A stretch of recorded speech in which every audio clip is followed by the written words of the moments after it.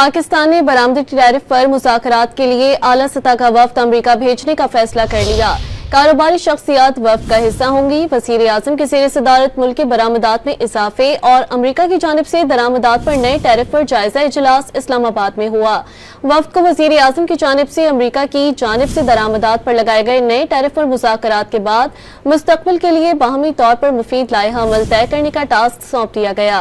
वज़ीर आज़म शहबाज शरीफ ने वाज़ेह कर दिया कि हुकूमत ट्रंप इंतजामिया के साथ काम करने और तजारती शराकतदारी को मजबूत बनाने की ख्वाहां है।